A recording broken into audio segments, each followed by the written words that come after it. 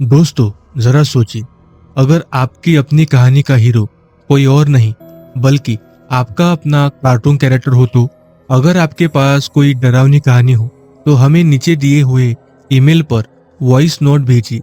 अगर हमें आपकी कहानी पसंद आई तो हम उस कहानी में आपका खुद का कार्टून कैरेक्टर बनाएंगे ताकि आप उस वीडियो को अपने हर चाहने वाले लोगों के साथ शेयर कर सके। उसके लिए बस आपको जल्दी से चैनल को सब्सक्राइब करना है और वीडियो को लाइक करना है। हम आपकी कहानी का इंतजार कर रहे हैं।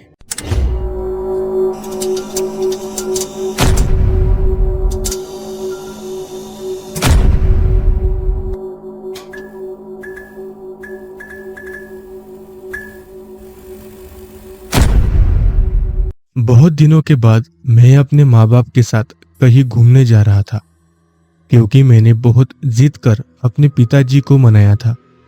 कई जगह के बारे में सोचने के बाद हम आखिरकार मेरे पिताजी के गांव श्रीनगर जाने के लिए तैयार हो गए।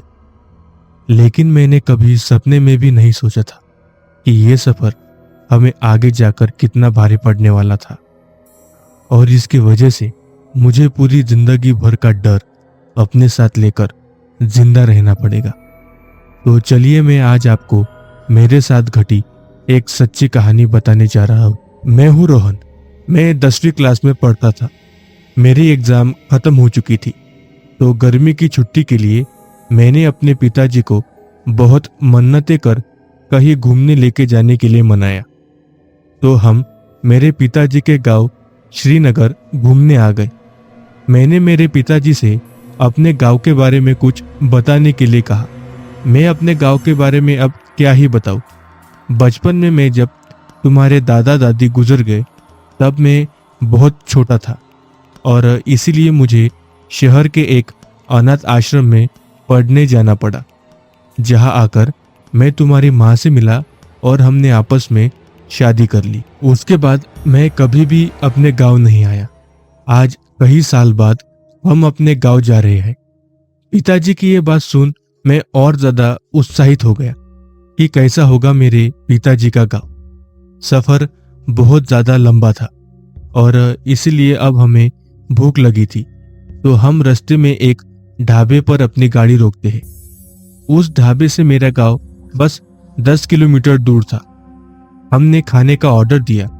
मैं हाथ धोने के लिए वॉशरूम के पास जा रहा था तभी मैंने 2 आदमी की बातें सुनी।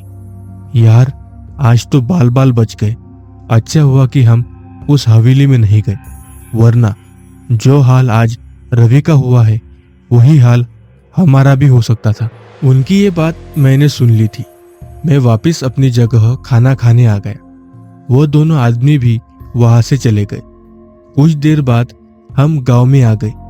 गांव में हमारा कोई भी रिश्तेदार नहीं था तो मेरे पिताजी ने बहुत से लोगों से बात की कि हमें रात भर के लिए रुकने दे, लेकिन कोई भी गांव का आदमी किसी अनजान फैमिली को अपने घर में नहीं लेना चाहते थे। तो हम गांव में कहीं रुकने की जगह ढूंढ रहे थे। तभी गांव से थोड़ी दूर हमें एक बहुत आलीशान हवेली नजर आई जो कि बिल्कुल हमारे सामने थी। थोड़ी देर के लिए तो हम बिल्कुल हैरान हो गए कि इतनी आलीशान हवेली इस गांव में कैसे। तो हम उस हवेली में रुकने के लिए चले गए इस उम्मीद से कि कोई हमें इतनी रात में वहां रुकने दे। हम हवेली के अंदर चले गए। हवेली अंदर से बहुत सुंदर थी, लेकिन हैरानी की बात तो ऐसी थी कि इतनी बड़ी हवेली में कोई भी नहीं था।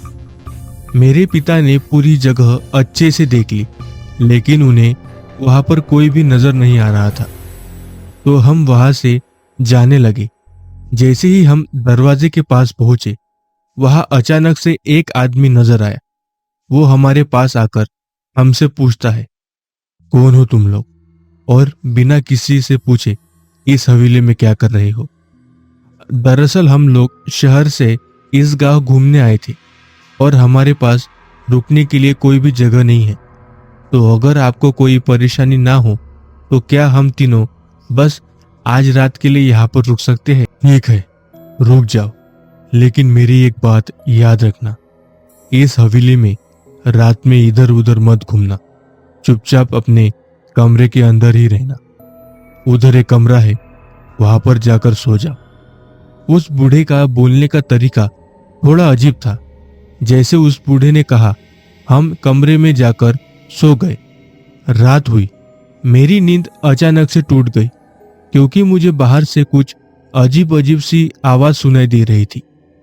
मेरे माता पिता गहरी नींद में थे, तो मैं अकेला ही कमरे से बाहर आ गया।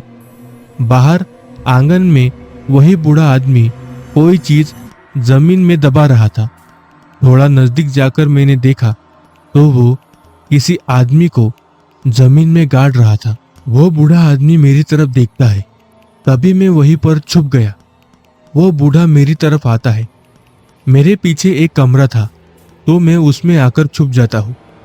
जैसे ही मैं कमरे में गया, एक बहुत गंदी स्मेल आई। सामने देखा तो उस कमरे में बहुत सी लाशें पड़ी हुई थी। मैं पूरी तरह डर गया। वो बूढ़ा आदमी आया और उसने उन सब लाशों में से एक और लाश घसीटते हुए वहां से ले गया। जब वो लाश वहां से घसीट रहा था, तभी उसकी जेब में से एक पर्ची नीचे गिरी। वो उस आदमी की आईडी कार्ड था, जिसमें उसका नाम लिखा था रवि। तभी एकदम से मुझे वो बात याद आई, जो कि ढाबे पर दो आदमी बातें कर रहे थे। इसका मतलब ये वही हवेली है जिसके बारे में वो लोग बातें कर रहे थे। मुझे यहाँ से जल्द वापस जाना होगा, वरना हमारे साथ कुछ भी हो सकता है। तभी दरवाजे के पास से एक आवाज सुनाई दी। मैंने कहा था रात में इधर उधर मत घूमना, लेकिन आजकल के लोग कहाँ किसी की बात सुनते हैं, और इसकी सजा तो तुम्हें जरूर मिलेगी। तभी मैं जोर जोर से चिल्लाया, जिसकी आवाज मेरे माता पिता ने सुन ली। वो दौड़कर मुझे ढूंढते ढूंढते नीचे आ गए। मैं कमरे के अंदर से जोर जोर से चीख रहा था। पिताजी ने दरवाजा खोला। उन्होंने भी वो सब लाशें देखी तो पूरी तरह से हैरान हो गए। मैंने कहा, हमें जल्द से जल्द यहाँ से जाना होगा, वरना वो बूढ़ा आदमी हमें भी जान से मार देगा। तभी हम लोग जैसे थे उसी हालत में वहां से भाग गए। लेकिन मेरे पिता ने जाते समय पुलिस को कॉल कर दिया और उन्हें इन सब लाशों के बारे में जानकारी दी।